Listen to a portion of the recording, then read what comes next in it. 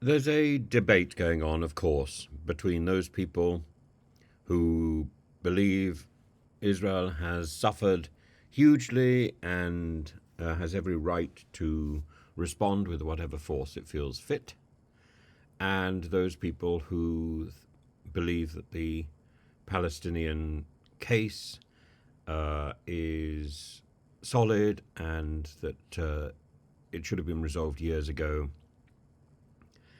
And then there is one more. Now, I don't think any of the people who are leaving messages on YouTube are in any doubt that Israel suffered a calamitous terrorist attack. Those people who don't use the word terrorist are simply being foolish. But Trump's third approach is perhaps the most shocking, because Trump has said that Netanyahu should be impeached for failing to anticipate the massive Hamas attack on Saturday morning. And some Republican allies think that Trump should be quiet. Some Republican allies think that this is the right way to go. Trump has focused his distaste on Netanyahu. Well, I'm afraid I share his distaste. But of course, there are nuances. And I suppose if Trump were to move in this direction, this could then be inflated into an attack on Netanyahu's response, which of course is where I am. And I equally find it appalling that Netanyahu should not have anticipated, should not have helped those people who were under attack. There are people who were being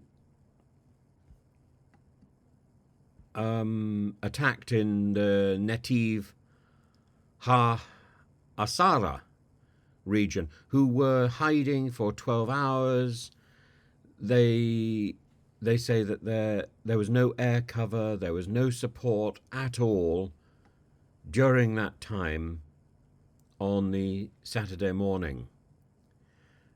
And they're now staying in the Yarim Hotel and the town of Ma'ale HaHamisha. When people attacked, or kibbutz Nikim, at least 20 residents from Netiv Ha-Asara were among those killed in the terrorist attacks, and the people who survived from that area are astonished that there was so little support at that time. So little support. And many of the people who were under attack were elderly or were small children. But it didn't save them, of course. It didn't save them. And the attackers, the Hamas terrorists, were vicious in their approach. So I think Trump actually has an interesting case. It's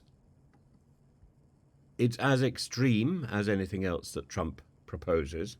I don't think it's particularly helpful,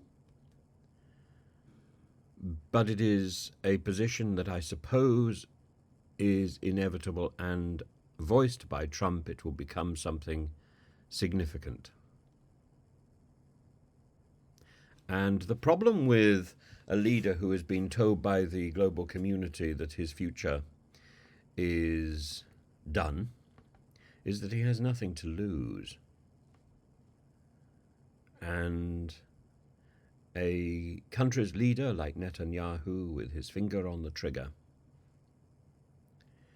is already responding with absolute brutality, with repression, with revenge, and with collective punishment? Is this likely to urge him or cause him to delay or to hold back, to pause? No, I don't think so. This is likely to push him on with greater ferocity. I don't think Mr. Trump's position is a helpful position.